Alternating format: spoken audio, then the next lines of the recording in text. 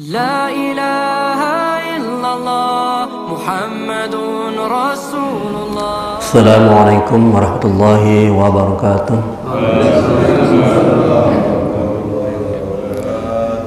Alhamdulillah, alhamdulillahilladzi hadana lihada wa ma kunna linahtadiya laula an hadana Allah.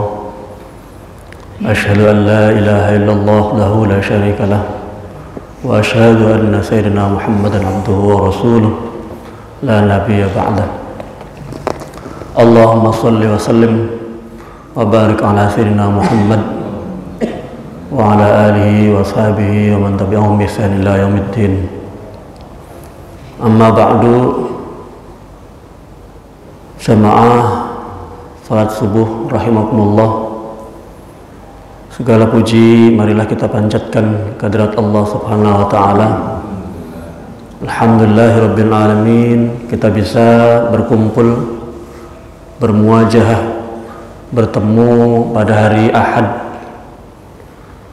tanggal 13 Zulhijjah, atau ada yang duluan 14 Zulhijjah 1444 Hijriah. Insyaallah kita hadir di sini dalam kondisi sehat wal afiat, sehat jasmani maupun rohani, terus sampai minggu yang akan datang diberikan kesehatan untuk terus beribadah, kemudian menikmati rasa manisnya ibadah.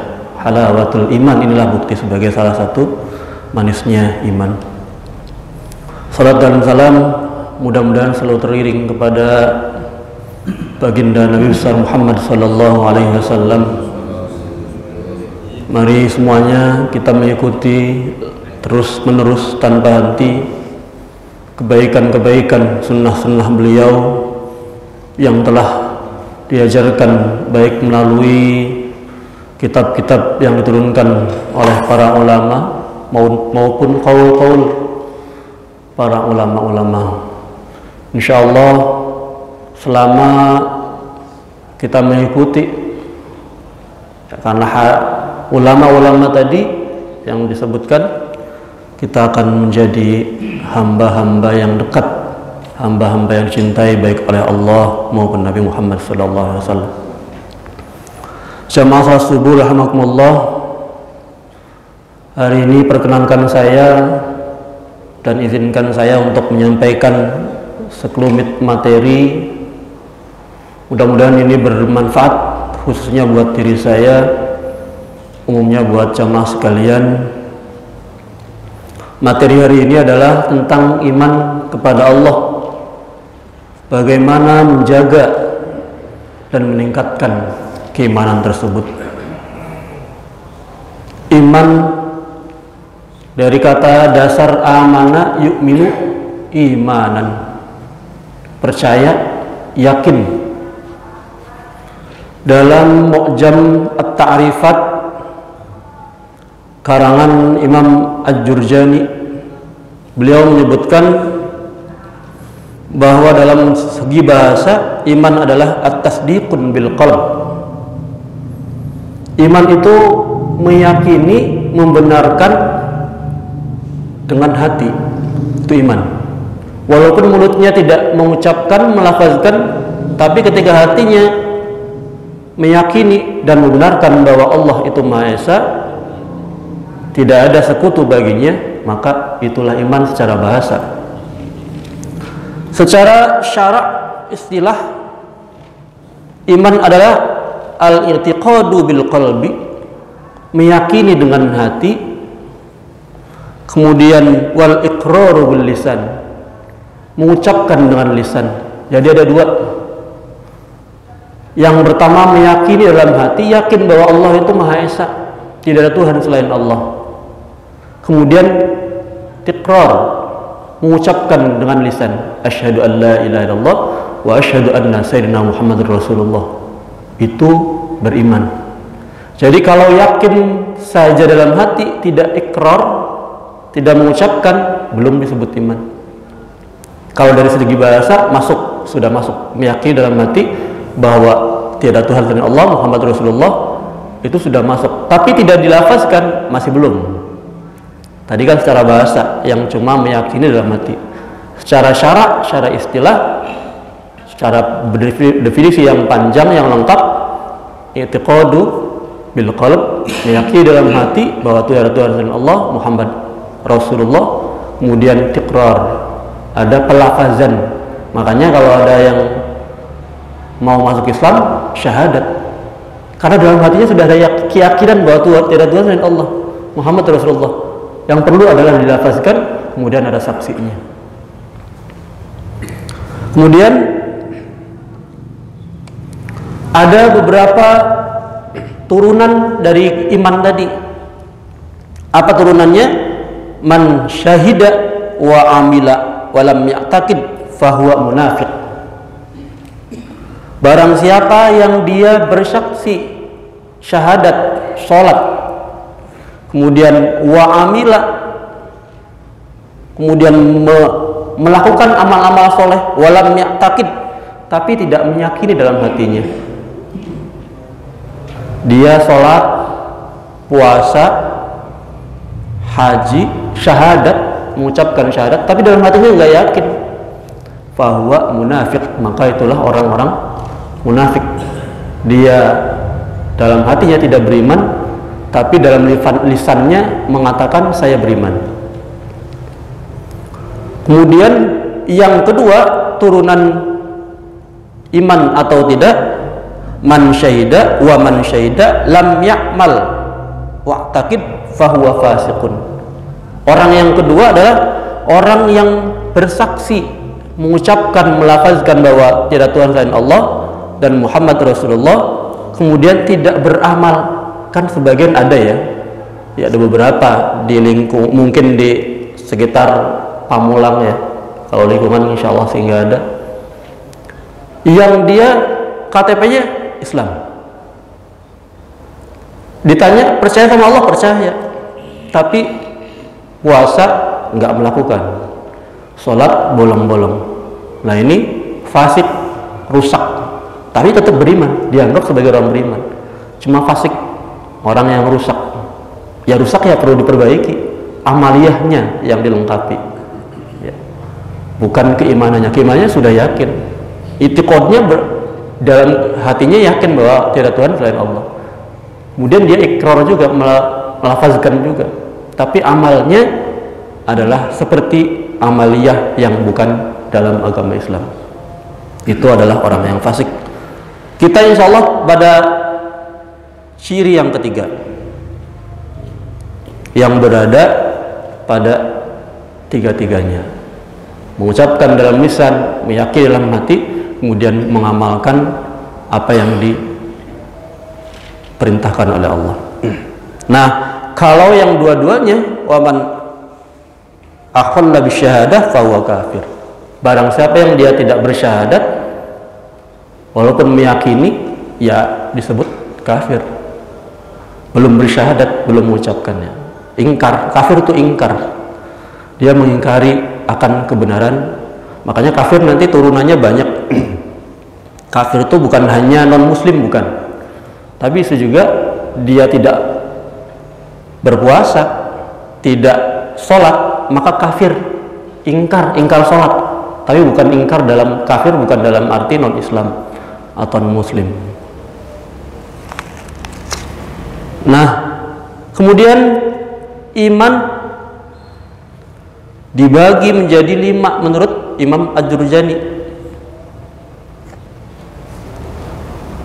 Al-imanu ala khamsati aujuh. Iman matbu'un, iman yang dicap, yang menjadi watak, menjadi karakter.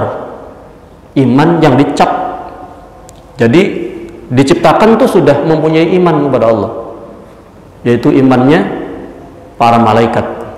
Itu matbu, sudah dicap, sudah menjadi karakter malaikat, bahwa diciptakannya malaikat adalah beriman kepada Allah. Jadi nggak ada malaikat yang ingkar kepada Allah, nggak ada.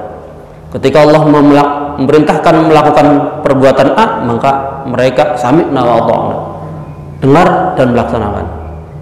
Itu imannya malaikat. Kemudian yang kedua, imanun maksumun, iman yang terjaga. Yang terjaga ini adalah imannya para anbiya, para nabi-nabi.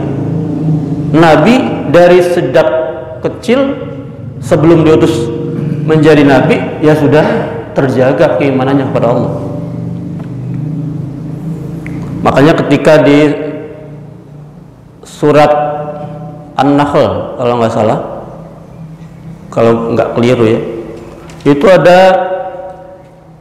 aujuh atau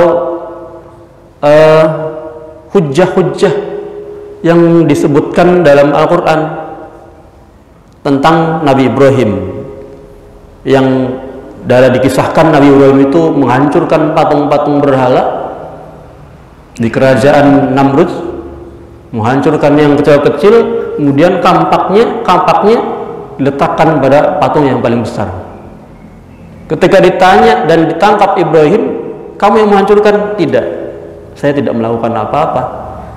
Lihat saja buktinya, kampak itu alat untuk menghancurkannya ada di patung yang paling besar. Berarti yang melakukan patung paling besar. Kata masyarakat situ, oh nggak mungkin, patung kan nggak bisa bergerak, pasti ada yang menggerakkannya kamu. Loh, kenapa patung yang nggak bergerak kamu sembah, kamu jadikan sebagai Tuhan? Itu. Dan ada kisah lain yang tentang penjelasan dalam Al-Quran tentang aujuhnya Nabi Ibrahim alaihissalam. Jamaah rahimakumullah, berikutnya adalah imanun wal imanul makbul, iman yang diterima. Ini tingkatan yang ketiga, iman yang diterima adalah imannya orang-orang yang beriman. Kita insya Allah termasuk dalam iman makbulun, iman yang diterima imannya oleh Allah Subhanahu wa Ta'ala. Kemudian berikutnya wal iman mauquf, iman yang ada ragu-ragu. Ini imannya mubtadi'in, orang-orang yang dalam kitab ini disebutkan orang-orang yang melakukan bid'ah. Nah, nanti penjelasannya insya Allah di lain berikutnya ya. Kemudian wal iman yang terakhir, wal iman mardud, iman yang tertolak. Beriman tapi ditolak, mengaku dalam lisannya beriman tapi ditolak oleh Allah. Ini imannya munafik, orang-orang yang munafik. Jamaah salat subuh rahimakumullah, kita lebih dalam masuk kepada iman kepada Allah. Apa tuh iman? Tadi sudah sebutkan. Iman itu bukan hanya yakin, bukan hanya percaya, tapi iman adalah selalu membenarkan Allah Subhanahu wa Ta'ala, selalu menilai baik kepada Allah, selalu berhusnuzon kepada Allah, selalu tidak ragu atas kebenaran Allah, selalu tidak protes atas apa yang menimpa kita kepada Allah. Tidak, dan juga selalu tidak mempertanyakan ketika terjadi sesuatu yang negatif, jelek menurut kita, itu mempertanyakan, ya Allah kenapa begini kepada Allah. Itu iman. Jadi kalau ada masih keraguan, masih bersuuzon kepada Allah, masih protes ketika diberikan musibah kepada Allah, berarti imannya belum kamil, belum sempurna. Iman itu perlu diuji, dan jelas dalam surat Al-Ankabut ayat 2 dan 3 Allah menyebutkan, a'udzubillahi minasyaitonir rajim, ahasiban nasu ayyutraku ayyaqulu amanna wa hum la yuftanun walaqad fatanna alladzina min qablihim fala ya'lamanna Allahu alladzina shadaqu wa la ya'lamannal kadzibin. Kata Allah, ahasiban nasu ayyutraku, apakah manusia mengira dia akan dibiarkan setelah berkata kami amanna, kami telah beriman, sedang mereka tidak diuji? Pasti diuji. Orang-orang beriman ujiannya bukan hanya dari segi materi. Ada uang, nggak punya uang, ada harta, nggak punya harta, Ada keturunan, nggak ada keturunan, ada rumah, nggak ada rumah, bukan hanya itu. Tapi seluruh jasad tubuhnya diuji, akalnya, pikirannya diuji, mentalnya diuji, keimanannya juga diuji. Jadi ketika sudah mengucapkan aku beriman kepada Allah, ya Allah akan uji dengan ujian-ujian yang berbagai macam.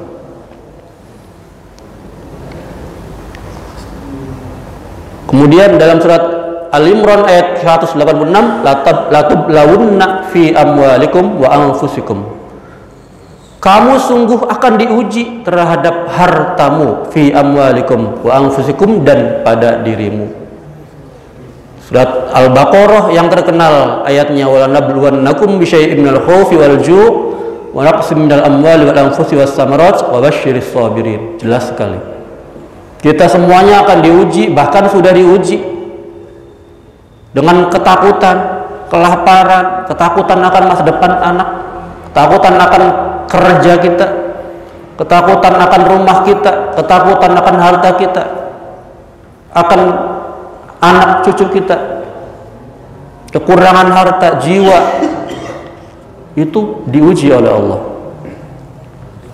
Jadi keimanan tidak ada pasti, ya, pasti akan diuji oleh Allah Subhanahu wa taala. Nah, kalau ujiannya berhasil, maka keimanan kepada Allah akan meningkat. Tapi ada beberapa hambatan yang muncul dalam diri kita ketika kita mau meningkatkan dan menjaga keimanan kita kepada Allah. Hambatannya bersifat internal, bersifat dari dalam diri kita sendiri. Hambatannya apa? Yang pertama, hambatan meningkatkan dan menjaga keimanan adalah hambatan dari reaksi kemanusiaan. Kemudian yang kedua, hambatannya dari kecenderungan hawa nafsu. Nafsu itu keinginannya. Tapi kalau nafsu itu tercemar oleh hawa, ya, keinginan yang negatif, maka nafsu itu akan jadi negatif. Bapak jamaah lapar, pengen makan, itu nafsu, keinginan. Jadi masih netral nafsu itu. Makanya kemudian nanti dalam pembahasan tasawuf nanti ada nafsul ammarah, ada nafsul mutmainnah, gitu ya. Nafsu itu netral betul. Tapi kemudian keinginan itu tercemar oleh keinginan-keinginan negatif maupun yang baik, yang positif. Yang ketiga, hambatan yang untuk menjaga dan menaikkan keimanan adalah godaan-godaan syaitan. Contoh, ada seorang hamba ingin punya keinginan, punya hajat kepada Allah. Kemudian dia berdoa kepada Allah. Doanya dipanjatkan terus-menerus setiap waktu.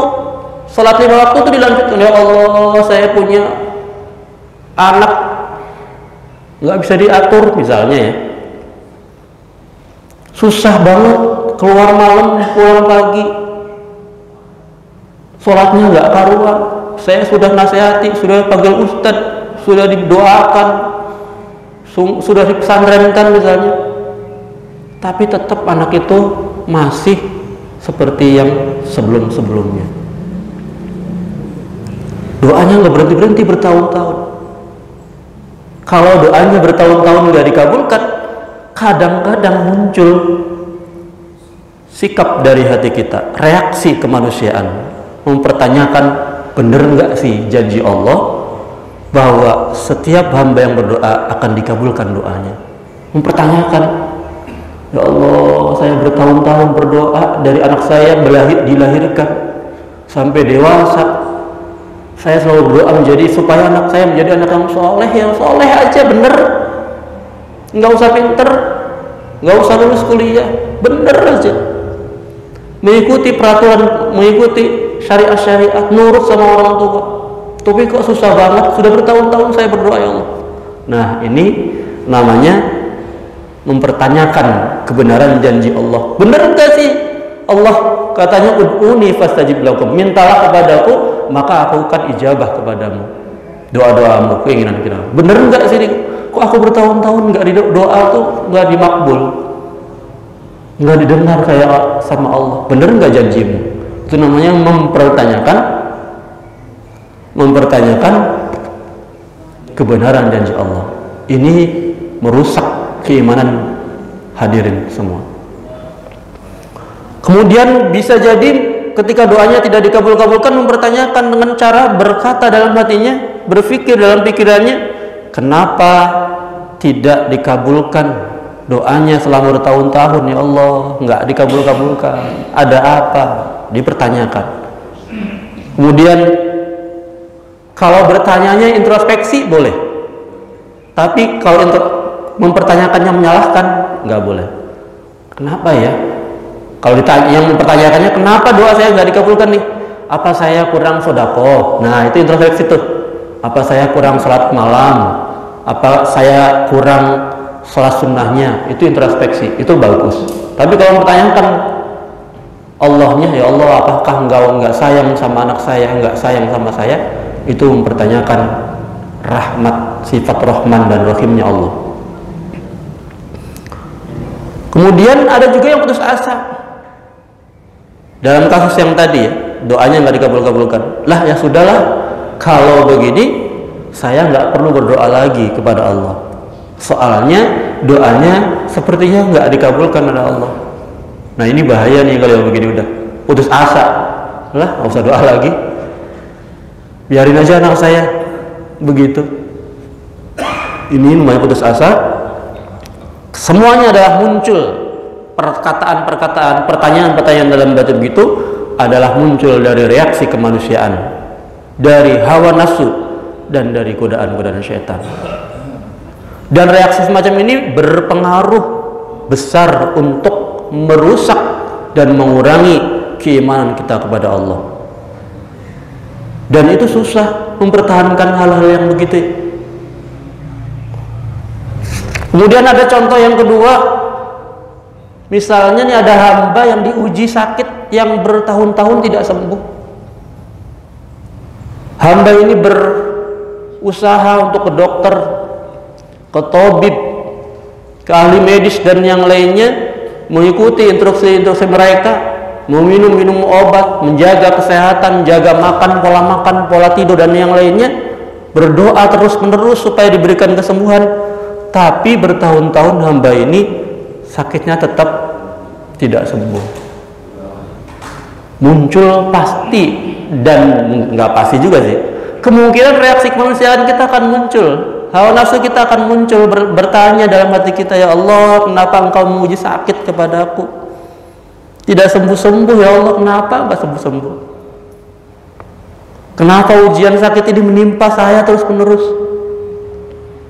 kemudian kenapa sakitnya, penyakit ini dirasakan terus-menerus oleh saya, merasa sakit nih bertahun-tahun, ya Allah enggak dikabulkan doa saya.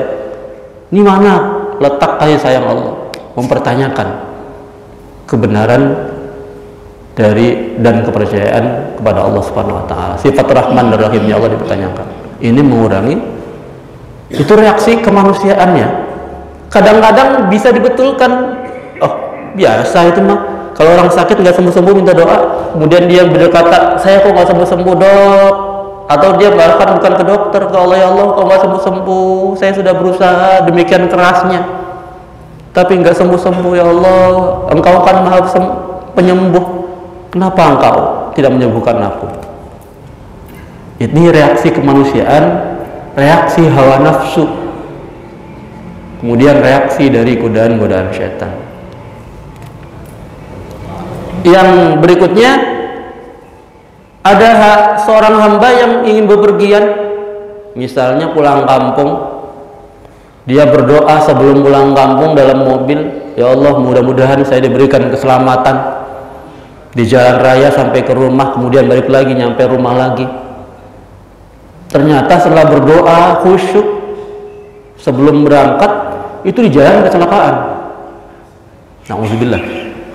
Di jalan kok kecelakaan, kemudian langsung protes tuh, dalam reaksi kemanusiaan, hawa nafsunya langsung protes, Ya Allah, ini kenapa saya udah berdoa capek-capek sebelum berangkat, tapi kok kenapa tetap kecelakaan?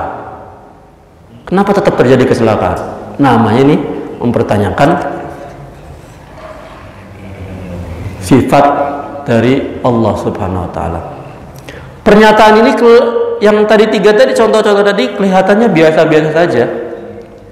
Tapi kalau pernyataan itu diucapkan oleh hati kita, kemudian menghadapi reaksi kemanusiaan, hawa nafsu, godaan setan, maka akan kemudian itu mempengaruhi nilai atau kualitas keimanan kita pada Allah. Nah, caranya bagaimana ketika ada kejadian-kejadian tiga tadi? Doa tidak dikabul-kabulkan, yang pertama. Kemudian yang kedua, sakit nggak disembuh-sembuhkan sama Allah. Yang ketiga, sudah berdoa mau pergi diberikan kecelakaan oleh Allah. Cara berpikirnya dibalik menjadi berpikir positif kepada Allah, husnuzon. Ketika ada pikiran, oh ya Allah nggak baik nih, nggak sayang sama saya, oh bentar, dalam hati dan pikirannya berkata, pasti ini kejadian ini begini, kejadian ini ada hikmahnya. Sakit saya terus menerus, itu sama seperti sakitnya Nabi Ayub yang dia bertahun-tahun, puluhan tahun sakit. Nabi Ayub sakit kuat, tetap beriman kepada Allah. Saya juga tetap kuat.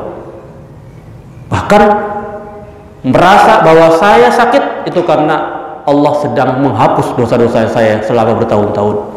Itu harus ada muncul kayak begitu tuh. Dimunculkan, ditimbulkan. Oh, saya sakit.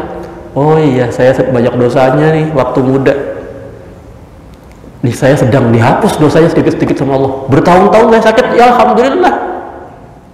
Orang-orang yang hebat adalah mengucapkan Alhamdulillah bukan saat gembira dan diberikan rezeki, diberikan kenikmatan. Orang-orang ulama-ulama yang soleh, para kekasih Allah, mengucapkan hamdalah, Alhamdulillah dalam hati dan lisannya itu ketika mendapatkan ujian. Kebakaran rumahnya itu Alhamdulillah. Pak Haji, rumahnya kebakaran, Alhamdulillah. Pak Haji, anaknya tertabrak, Alhamdulillah.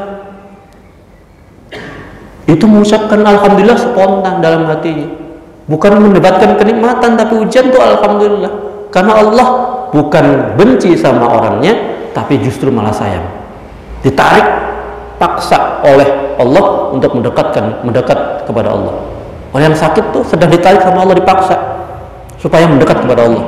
Jadi kalau sakit tapi nggak malah dekat sama Allah, ya keimanannya berarti sedang turun.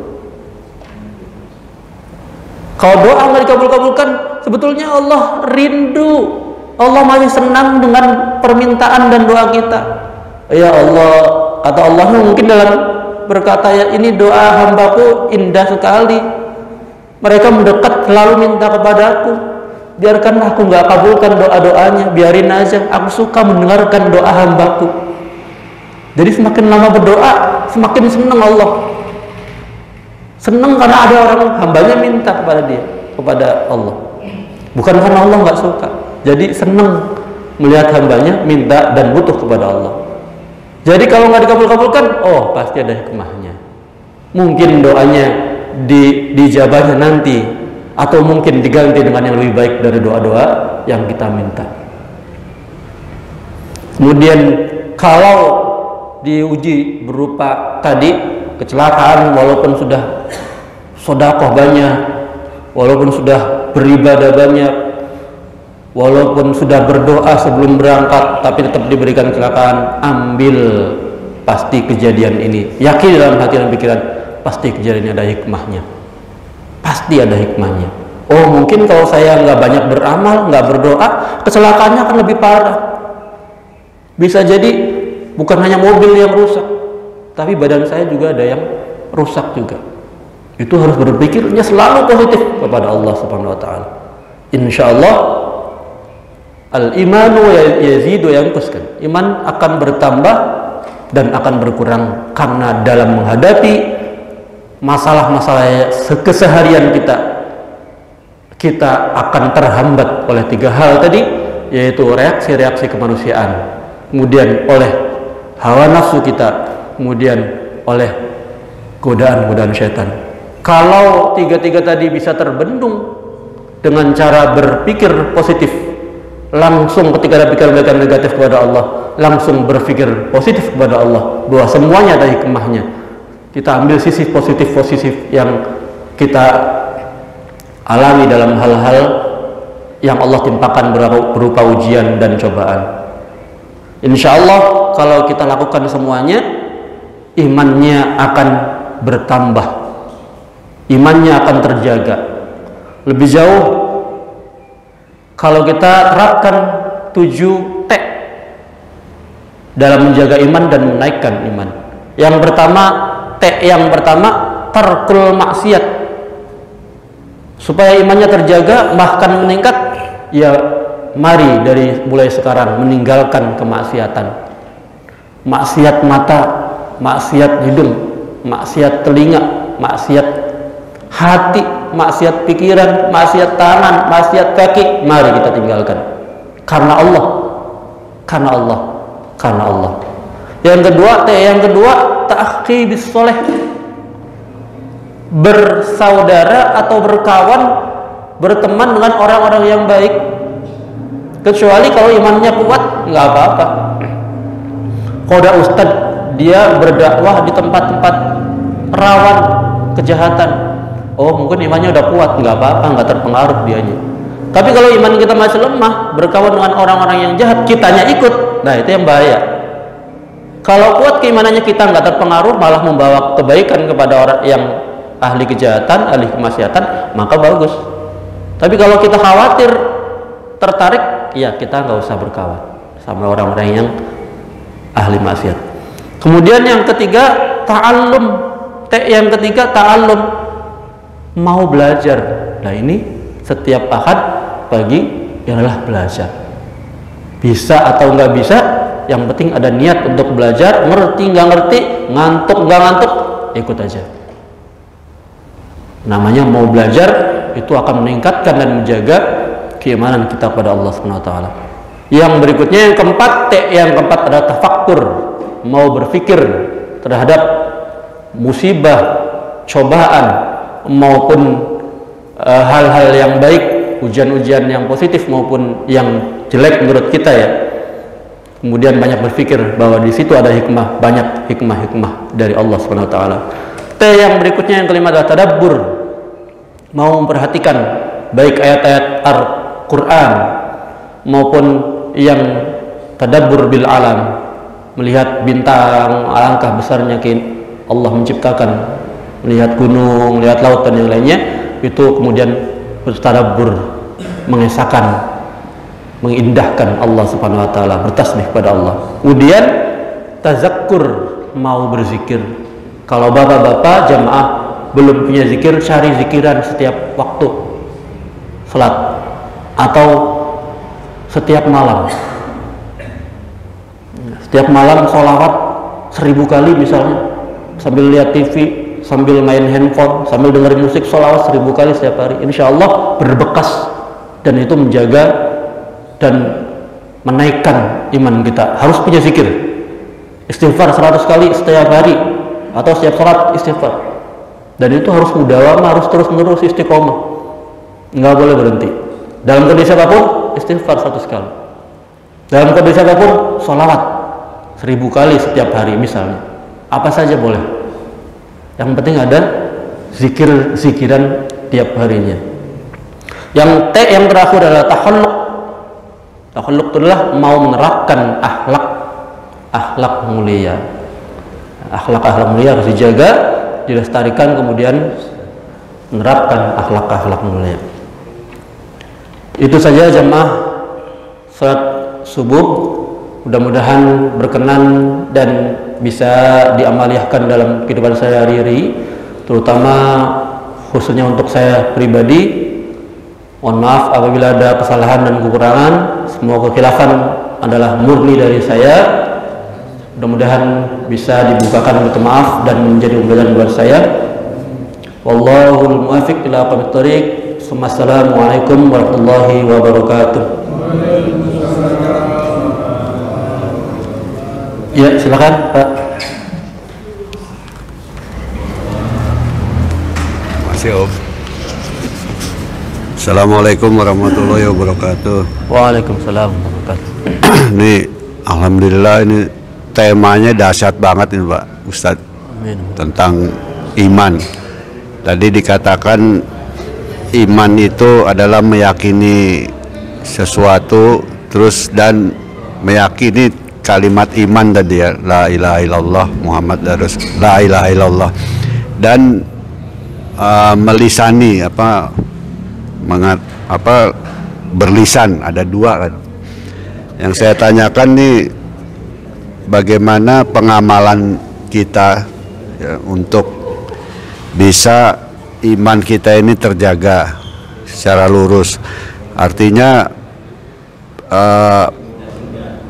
masalah ubudiyah, muamalah, muasaroh, bahkan tadi yang terakhir akhlak ya. Nah ini bagaimana supaya iman kita ini bisa terjaga, karena Rasulullah juga katakan jadidu imanukum, jadi perbarui terus. Nah dalam amalan hari-hari ini apa aja gitu loh, dan bagaimana cara kita bisa mendapatkan iman itu benar-benar serap masuk ke dalam diri kita. Itu. Makasih Pak Ustadz. Assalamualaikum warahmatullahi wabarakatuh. Waalaikumsalam warahmatullahi wabarakatuh. Memang iman tadi saya sebutkan yazidu yanqus ya. Dia bisa bertambah, bisa juga berkurang. Tergantung kita kecenderungannya waktu itu sedang dalam posisi apa. Ketika kita sedang posisi dalam kondisi sholat atau mau sholat atau setelah sholat, pasti iman kita bertambah. Atau kemungkinan besar hamba tadi imannya bertambah. Walaupun ada juga yang sholat itu ya sekedar menunaikan kewajiban, menggugurkan kewajiban, setelah itu selesai ya udah, hanya menjalankan kewajiban. Nah, iman-iman yang Bapak lebih kembali ke pribadi. Kalau Bapak itu menganggap ketika saya berzikir, tasbih diputar, itu iman saya bertambah, ya lakukan setiap waktu, setiap detik, bahkan tanpa tasbih. Subhanallah, astagfirullah, astagfirullah. Itu imannya menganggap, oh ini cara yang jitu, cara yang pas buat saya untuk iman saya bertambah, selalu bertambah. Ya itu lakukan. Kalau dengan baca Quran merasa lebih serem, oh saya ini kalau baca Quran ya Allah, kalau bahasa orang Jawa berbes milih itu keluar air mata, ngerti nggak ngerti keluar aja air mata, karena kita membaca firman Allah, kalamullah itu ya Allah, terharu saya nangis. Ngerti nggak sih kamu yang baca? Enggak ngerti. Udah ngerti nggak ngerti, berarti tertariknya pada Al-Quran. Lakukan setiap waktu baca Quran, makanya lebih kepada yang pas apa, istiqomahnya, dawamnya adalah yang pas menurut Bapak. Kata Rasulullah yang tadi disebutkan betul. Jadi untuk jadidu imanakum tuh salah satunya bisa dengan mengucapkan la ilaha illallah, la ilaha illallah, tahlil la ilaha illallah, la ilaha illallah, itu memperbarui keimanan. Jadi kalau nggak lupa dengan Allah, la ilaha illallah, ada Tuhan kok, Allah yang maha segalanya, Allah kok, Allah. Ingatkan diri kita kepada Allah. Jadi bukan hanya zikir di fil lisan, bukan, tapi juga dalam hati kita, dalam pikiran kita, ya Allah, Engkau itu maha segalanya. Memang awal-awalnya zikir itu bil lisan, dengan lisan, la ilaha illallah, astagfirullah, astagfirullah. Dalam hati belum zikir, tapi lama-kelamaan nanti kebawa ke hati. Ada momen-momen dari 100 kita zikir kepada Allah, mungkin ada beberapa nggak ingat, tapi ada juga yang ingat kepada Allah. Astagfirullahaladzim, ya Allah, saya taubat minta ampun, dosa-dosa saya banyak ya Allah, astagfirullah, astagfirullah, astagfirullah. Mungkin ada yang nggak ingat sama Allahnya waktu mengucapkan istighfar, tapi ada juga pasti yang ingat kepada Allah. Nah itu kalau pas menurut Bapak, lakukan istighfarnya, zikirnya lakukan terus nanti akan terjaga keimanannya. Selain itu ya yang tadi saya sebutkan, meninggalkan kemaksiatan. Orang yang maksiat baik mata ya, dengan jasad, dengan hati, dengan pikiran, berpikir negatif kepada orang, itu sedang berkurang berarti imannya.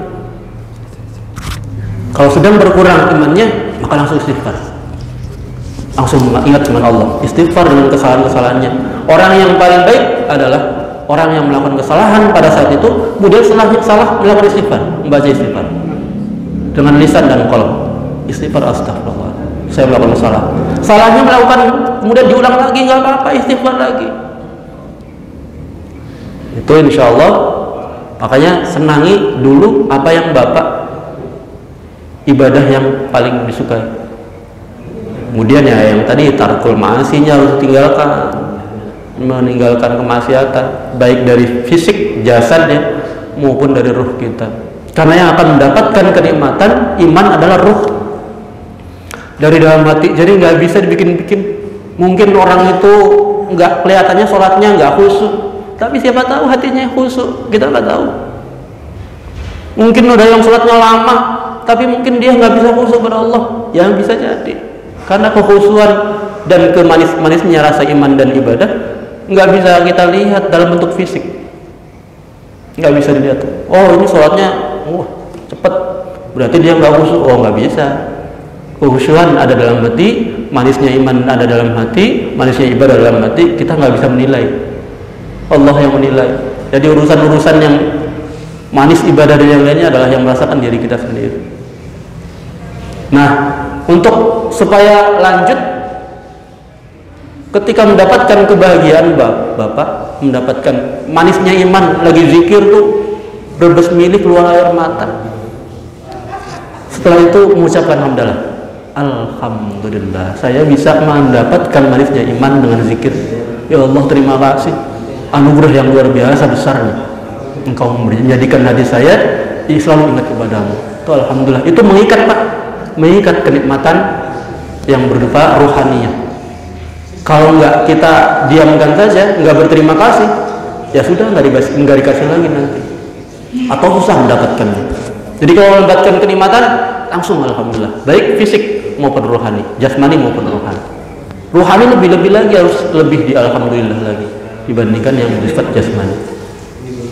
Itu saja mungkin Pak.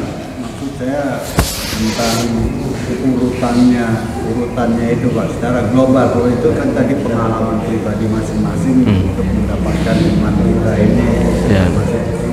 Jadi secara global, apakah di kitab-kitab yang lainnya itu ada ini apa aja supaya iman kita ini, kalau dituliskan secara, mungkin Imam Al-Ghazali punya kitabnya, urutannya betul. apa, secara umum aja nih Pak, supaya betul. kita masing-masing pribadi mungkin masing-masing punya pengalaman pribadi sendiri untuk mendapatkan. Nah ini secara global maksud saya. Iya, untuk menjaga dan menaikkan keimanan mungkin ulama beda-beda ya, tapi dalam intinya sih secara global ada kesepakatan. Ya yang paling pertama pasti tarkul maksiat, meninggalkan kemaksiatan, itu pasti itu. Kemudian ya melakukan apa yang diperintahkan oleh Allah. Ketika ada perintah kurban ya lakukan, walaupun itu sunnah, nggak wajib. Kemudian ya banyak belajar dari hidup orang lain, dari pembelajaran yang ada di majlis-majlis, itu belajar. Karena manusia nggak akan berhenti memperbaiki diri sendiri dalam usia 80 tahun, 60 tahun, nggak bisa. Belajar dawam itu selamanya itu sampai ilallah itu adalah maksudnya diri, begitu, memperbaiki diri sendiri, belajar memperbaiki diri sendiri. Pasti kita punya banyak kejelekan, banyak hal yang merusak ya, yang jelek ya. Nah itu belajar memperbaiki diri sendiri dari diri kita sendiri. Insya Allah sih 3 itu tadi semua ulama kan sama ya. Maksiat ditinggalkan, menjalankan ibadah, kemudian ya tadi dari diri sendiri, mulainya melakukannya, belajar. Kemudian ya akhlaknya, berakhlak dengan Allah dengan akhlak yang baik, kepada manusia, kepada alam dengan akhlak yang baik. Insyaallah itu menjadikan kita terjaga iman kita, bahkan terus naik derajat keimanan kita. Insyaallah. Wallahu a'lam. Ya, terima kasih Ustaz. Assalamualaikum warahmatullahi wabarakatuh. Waalaikumsalam. Saya mendengar yaitu bahwasanya imannya orang ini naik turun.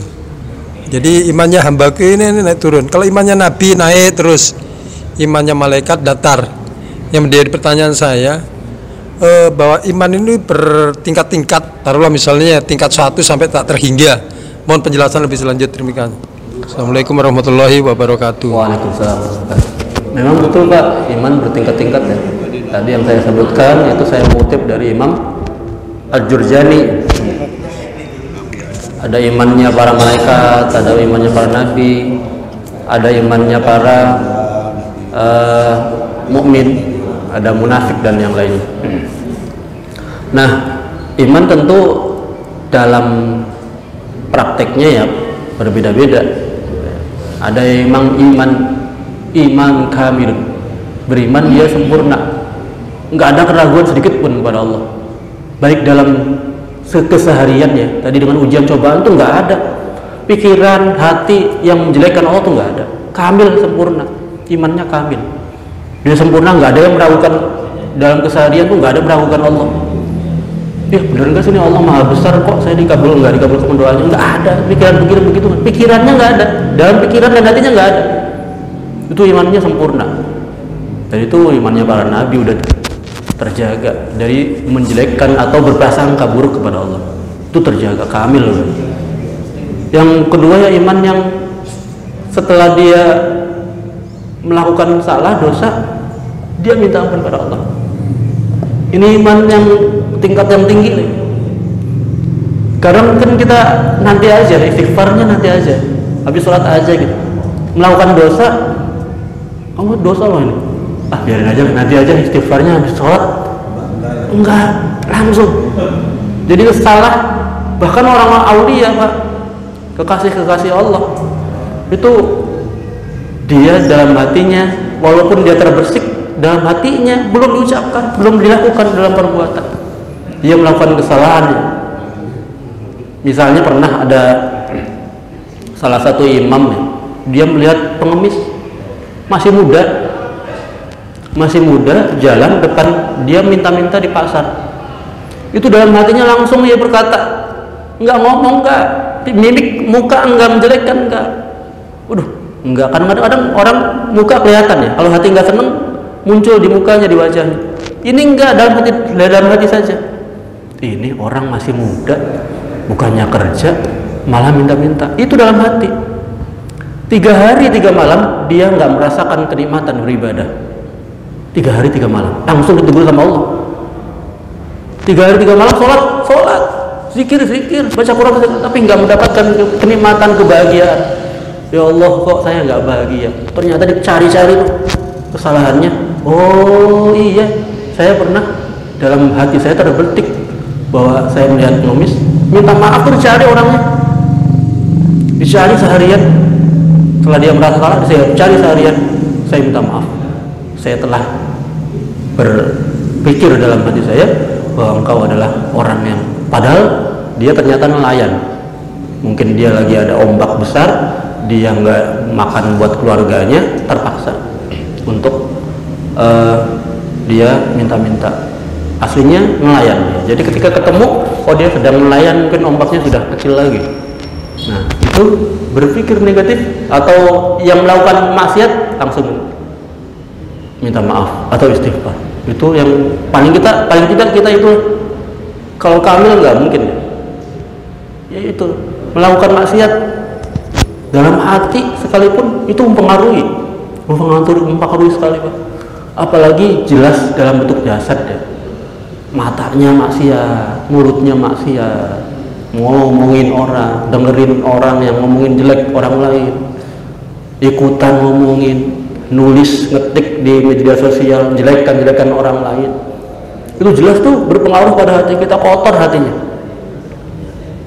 Di dalam hati saja yang kita berpikir negatif kepada kepada manusia dan Allah, itu ada titik nodanya, apalagi yang sudah di dalam bentuk tulisan, perkataan, perbuatan dan yang lainnya, itu jelas sekali.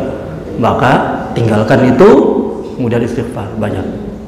Udah banyak nih kumpul semuanya dosa, istighfar sebanyak-banyaknya.